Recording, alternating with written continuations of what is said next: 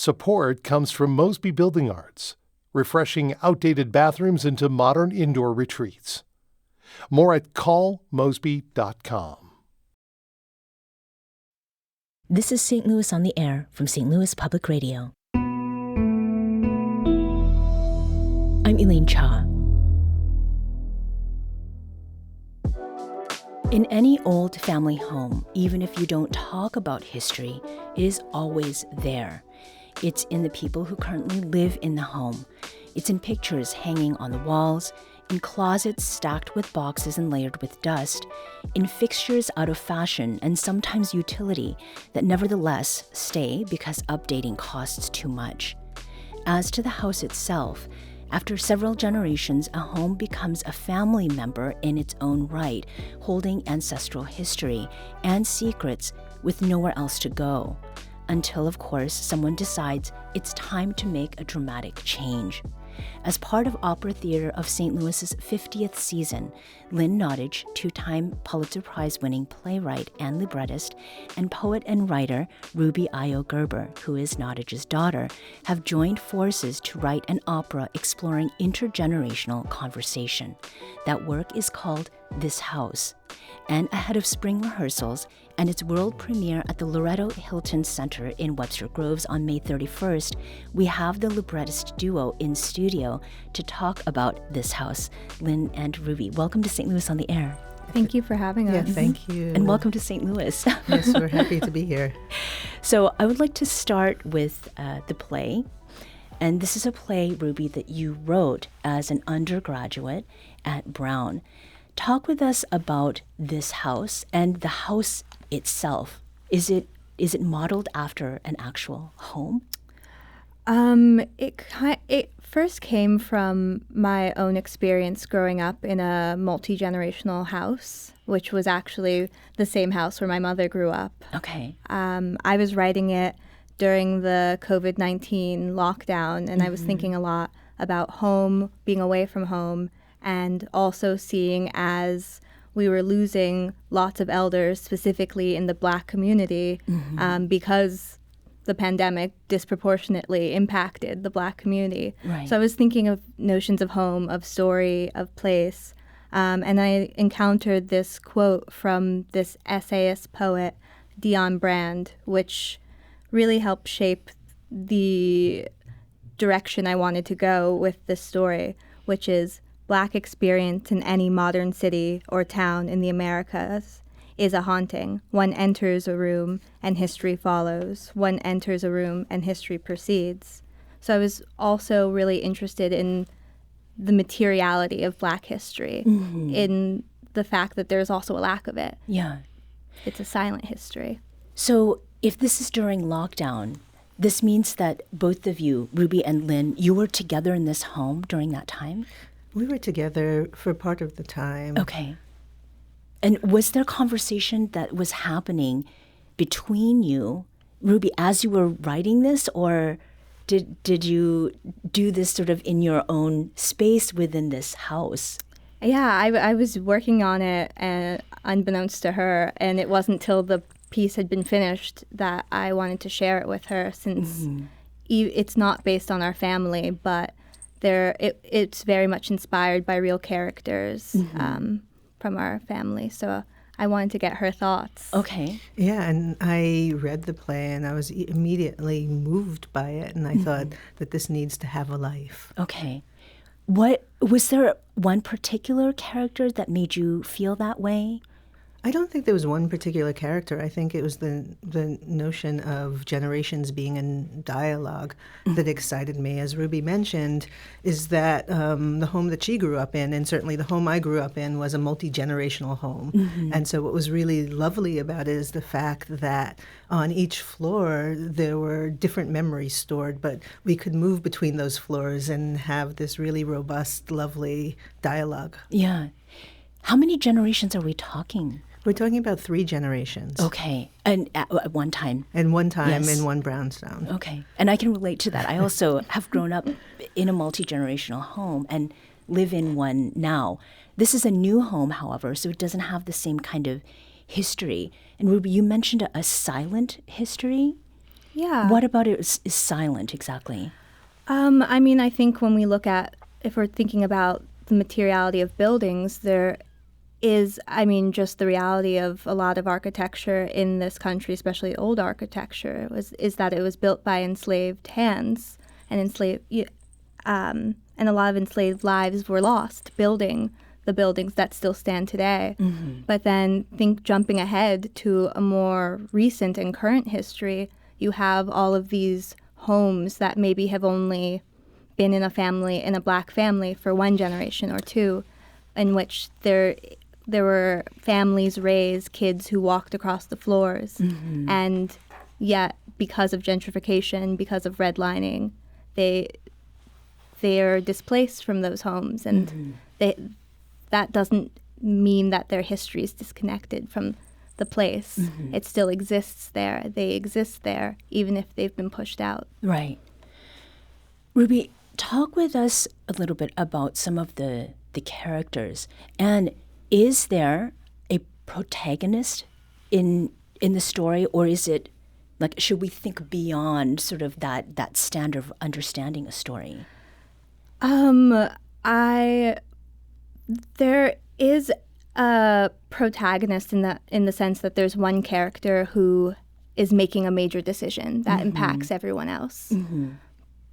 But the wonderful thing about both the play and what we've done in the opera is the house actually becomes the central character. Okay. And it's a composite of all of the characters and has a voice of its own that's brought to life with each texture and each piece of history from the different decades of the characters. So whose idea then was it, Lynn, to collaborate and to use Ruby's play as the source material? Well, I think the collaboration really came out of a desire to work with composer Ruby Aiyo Gerber again. We had done an opera, Intimate Apparel, which was a very successful, really beautiful collaboration, and we're trying to figure out what do we do next. Mm-hmm. And around that time, I read Ruby's play, and I thought this play really sings to me, and it would be lovely to figure out a way to turn it into something larger. And I brought the idea to Ricky, and he immediately sparked to it. Okay. So opera, it is different from a play. You can have a play with music. What is it about opera and then working with Ricky that just felt like this is the right thing to do? Well, with opera, with music, you're able to tell a much more expansive story, and you're able to go into some of the emotional nooks and crannies that you can't necessarily do with just words. And I remember when I was first collaborating with Ricky, one of the things that he said to me is that you can say I love you with music in so many different ways than you can say it with language. And I really love that notion that you can create different textures and sonic landscapes that you don't have access to with just language. Right. Well, it occurs to me, too, that saying I love you, depending on a person's generation and their experiences, can also be very different. It doesn't have to be those words exactly. They're expressed, in unique ways. So, Ruby, the idea then of turning your play into an opera, had you thought about that at all as you were writing? Was it a beautiful surprise? It was a beautiful surprise. I think being of a certain generation, opera, especially libretto writing, has felt kind of inaccessible or wasn't something I really knew that people did until Intimate Apparel, which was my first encounter with a modern opera. But once she suggested the idea of being able to translate some of the stage directions, because there were all of these written moments that wouldn't be seen if just when the play is produced, that could then, like she was saying, Ricky said, become part of the sonic texture of the world. building. Yeah, one of the lovely things when you come to see the opera, as Ruby had mentioned, is that the house is a central character. And so what Ricky was able to do is bring the sounds of the house to life. And so the creaking of the window is the voice of a soprano, but also one of the characters, and the stairs and the boiler. All of those take on the sounds of not just people, but the home itself. So you could almost close your eyes and not look at the set and get a feeling for what's happening. Yeah, exactly. Yeah. Now, Intimate Apparel, before we get much further, is an opera that is set in Manhattan in 1905. And the protagonist is a 35-year-old black seamstress who makes intimate apparel for a very broad range of clientele, includes black and white women, some who are in sex work, some who are, women who are very privileged and have their clothing tailored for very different kinds of social settings. She's worked for a long time to open a beauty parlor for black women. So in a way, a kind of home, right? In a different sense. Was there something about this play or this opera in particular, Ruby, libretto, the story and the kind of history that it was covering that then made it easier for you to think about writing a libretto that would go with your play, This House? Absolutely. I mean, I think something that's so wonderful about working with a composer like Ricky, because he was already attached before the libretto was written, he has such an understanding of the American songbook, which I think is really important, especially for a piece like This House, in which it's telling a history that spans a century. And understanding that some of that history could be put into the music made it a little more liberating to actually tell this story, where I was like, oh yes, there are all of these big historical moments, from the Great Migration to the AIDS epidemic to the current gentrification of Harlem, that we want to tell, but there's also only so many words. And so writing a libretto, you really have it's a structure. It's like scaffolding for the music, and you have to trust the music and trust the process so much. So it made it a lot more doable. Yeah. Things that I couldn't accomplish in the play, we were able to give life and give voice to in the opera. Lynn, you've been writing for a very long time. How was this experience of writing with Ruby different from maybe other collaborations you've done before? Did it come with any apprehensions about, like being the mother and daughter in this?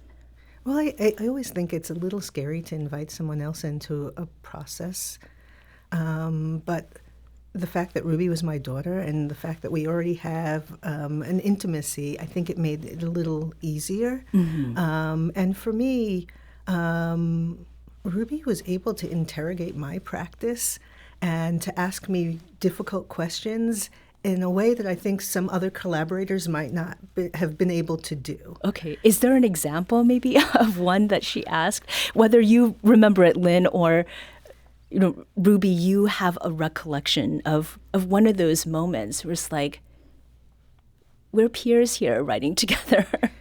Sure. I remember writing a line and Ruby saying to me, "Oh my God, that's so corny." And thinking, oh, she's right. And what I realized is that I was doing some lazy writing, and she was able to point it out. Yeah. And I think that if it hadn't been my daughter, someone else probably would have said it, never have said it in that way. But I was thankful that she did, because she was right. Okay. Ruby, do you remember what that was? I can't quite remember the exact line. I know it was something about getting coffee. It was something really simple about like going and getting coffee, which a character does. And just the language. I was like, someone that age would never say it like that. Oh, okay. Well, and then I guess this also brings up, so I want to go back to corny, but also how you said it, and the fact that, Lynn, you have written a number of librettos. Can you kind of get away with corniness sometimes because of the music? Well, I think you can never get away with corniness, but I think that the music can sometimes camouflage it in a beautiful way. Yeah. And I realized, too, that, Ruby, you are a poet. So the words that you choose are very intentional.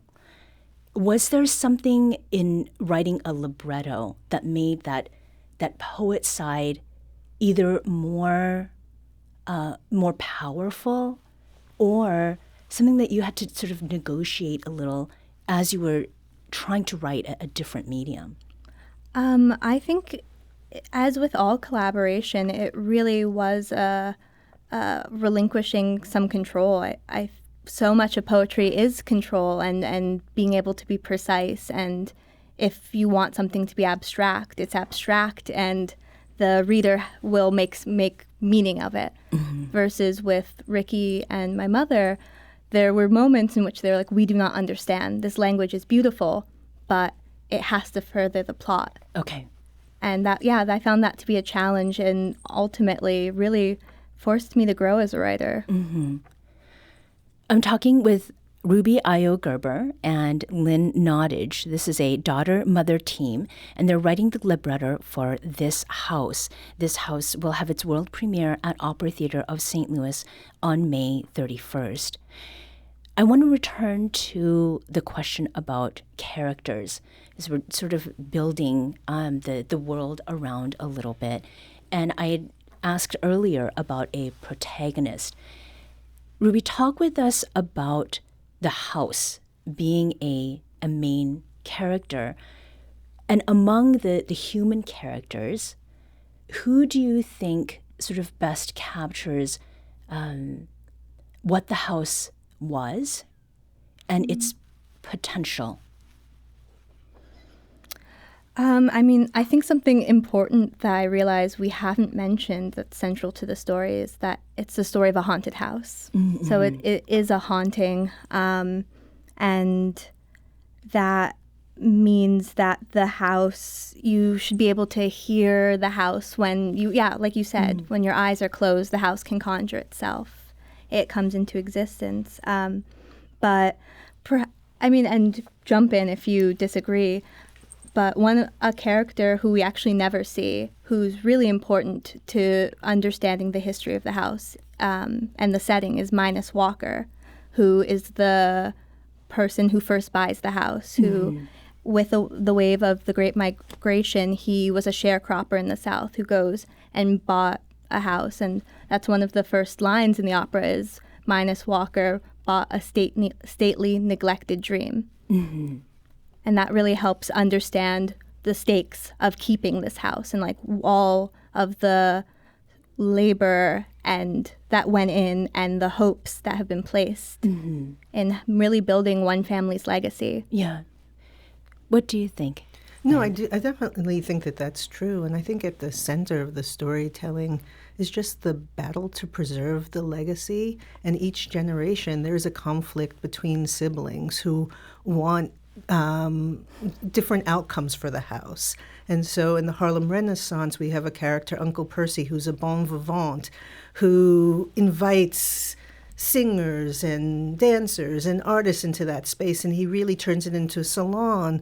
But he's a spendthrift, and in the process of opening his house, he also is spending a lot of money, and the house is in jeopardy. Mm-hmm. And his sister just wants to fill the house with a family, and they get into the conflict. And then the next generation, what we experience is two sisters, Lucy and Ida, and one sister is a black nationalist and a poet, and she again fills the house with all of this life.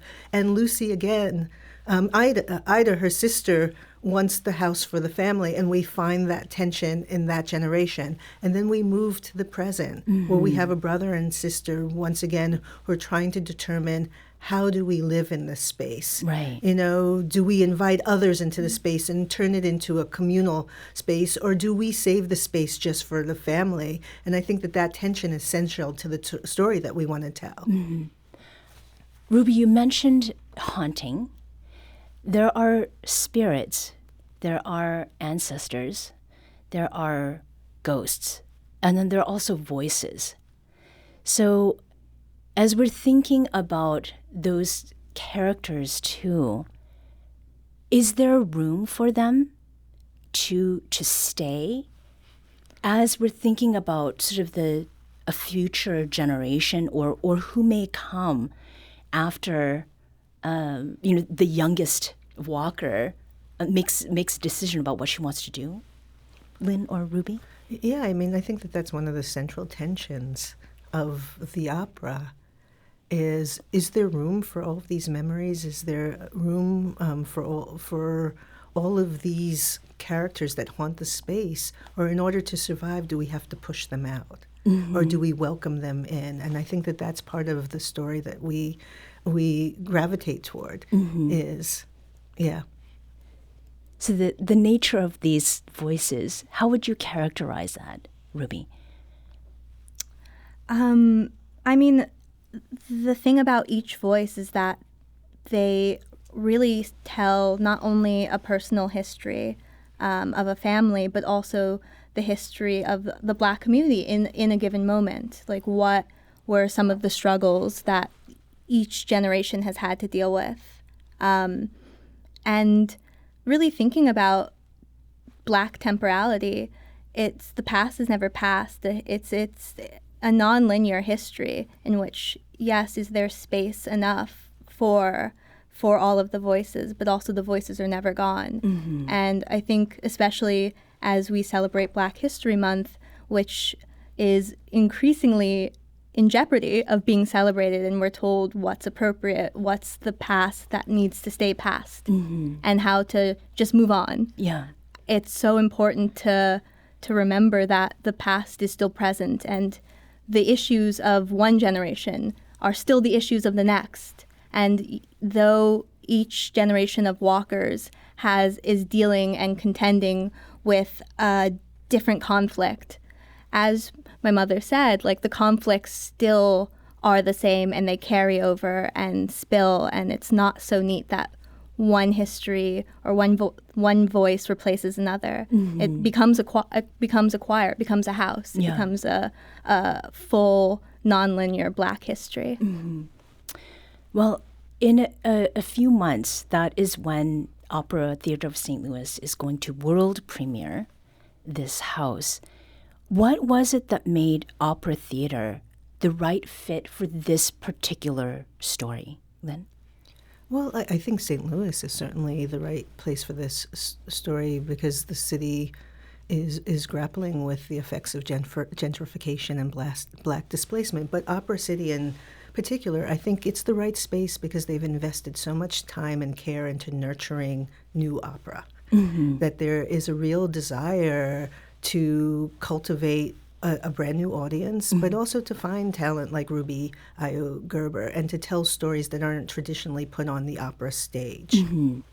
And we should note here that Opera Theatre of St. Louis has introduced world premieres like Champion and Fire Shut Up in My Bones over the last several years. I mean, is that also something that you were thinking about as you made the decision to make sort of this the first home, so to speak? Well, it's certainly in play, because I think it's important when you have operas like Fire and Champion. It means that they've already invested in building an audience. And we were interested in being in conversation with the audience that they've been cultivating. Yeah. One of the events that you participated in during your short time here this time was an audience Q&A after yesterday's matinee performance of the Reps performance of Clyde's. What was it like, Lynn, to talk with an audience about both Clyde's and then the upcoming world premiere of this house? Well, it was really actually quite delightful because it's like the two sides of the brain. It's the opera brain and the play brain, and the two pieces are so different. And to move between that conversation, I actually was quite delighted by. And I thought that the production was beautiful of Clyde's, and I really enjoyed sitting passively in the audience and watching a show that I haven't seen in some time, and then talking about an opera which hasn't yet taken to the stage was also really fun. Mm-hmm. And very quickly, Ruby, what are you looking forward to most with the world premiere in May? I'm excited to see this world that we've been in for so long, and a world that's also very familiar to us even before we started writing come to life. Yeah. And also how it resonates, even though it doesn't take place in St. Louis. As Lynn said, there's all of these themes that are very, very real and familiar to many cities in the United States. So I'm excited to hear how the community connects the work. I'm looking forward to hearing that too. Ruby Aiyo Gerber is a poet and writer and librettist, daughter of Lynn Nottage. And Lynn Nottage is a 2-time Pulitzer Prize winning playwright and librettist. The opera that they are working on together, This House, will have its world premiere at Opera Theater of St. Louis on May 31st. Ruby and Lynn, thank you so much for joining us today. Thank you for having us.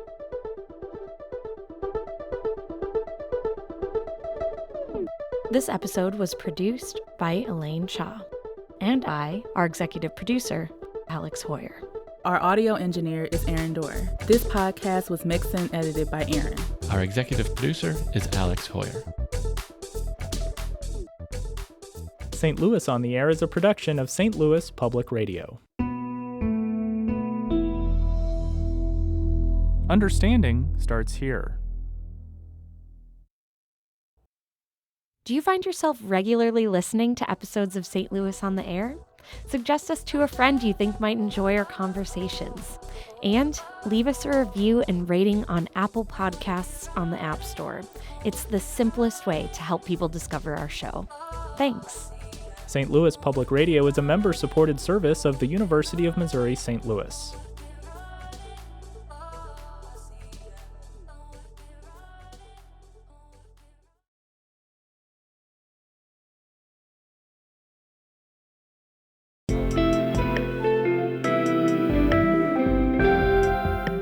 The Gateway brings you the day's news each weekday from around the St. Louis region and the state capitals in Jefferson City. Our schools are accredited. We don't need this bill. And Springfield. How many more years must pass before lawmakers see time is of the essence? I'm Abby Larico. Join me each weekday for The Gateway on the STLPR app or wherever you get podcasts.